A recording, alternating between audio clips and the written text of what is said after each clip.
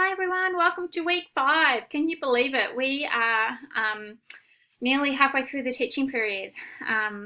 Well done for getting in your first assessment, and I really hope that you have enjoyed this first few weeks and that you've been learning lots. It was really great to see on the discussion board in the last week just how much you guys collaborated with each other and what you found out and the deeper learning that went on because of it.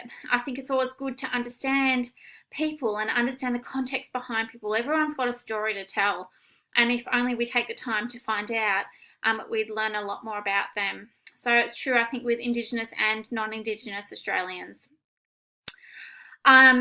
I want to encourage you guys. I guess I'm trying to really encourage you to think about what this looks like in the classroom. I think this unit is all about understanding Australia's history, understanding Indigenous perspectives.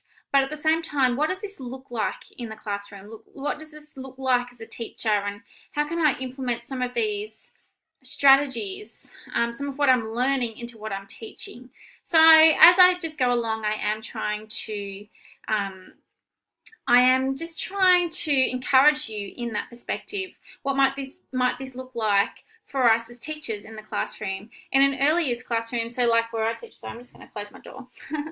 I teach in an early years classroom, and I'm not going to go out and say, hey, there was all these people and they were stolen away from their families, because the kids probably wouldn't understand it too much. However, we can talk about what it is like to belong to a family and what this looks like and how it would feel if you were taken away from your parents. So, like giving it a more simpler perspective is really important, I think, in this unit. I think there are so many huge concepts and so many huge issues that you're like, well, where do I start? How do I implement it in the classroom?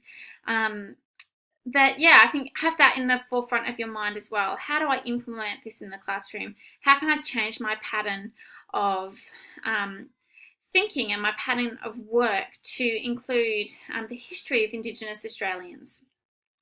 Now, this week we are looking at the apology that was made by Kevin Rudd, and what we want you to try and think about is, has this apology made any difference, do you think, in the lives of Indigenous Australians? And what changes have you seen made because of it? Maybe you can find a program, or you can find an article.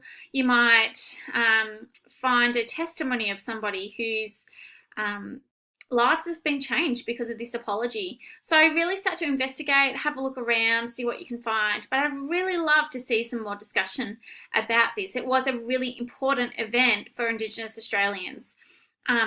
And an important thing that Kevin Rudd did. And for a lot of Indigenous Australians, it gave them such hope. So I'd love to hear your perspectives in that. So obviously you've finished your first assessment. Well done for those of you who've handed in, who got it in. It's 5 o'clock, so my assessment time starts right now. But now I want you to think about assessment 2. Assessment 2 is an essay, and what we want you to do is we want you to identify one historical event or practice from Australian history and analyse how you think it's affected the lives of Indigenous Australians. So obviously we've started to look at this a little bit. Like last week we looked at the stolen generation. This week we're looking at the apology made by Kevin Rudd, and then in the coming weeks you'll see different kind of practices and historical events come up that we will be exploring. This is due September the 10th, and your first 8 weeks of the unit will cover all that needs to be covered for this essay. So I really want to encourage you. I know a lot of you work full-time. Some of you are parents. Some of you are carers as well. And your lives are full, and I get that. I take my hat off to you because I don't think I could study on the side as well. But I want to encourage you to be really organised with this. First of all, look at the essay question. Listen to the Flip collab that Camille will bring out really soon.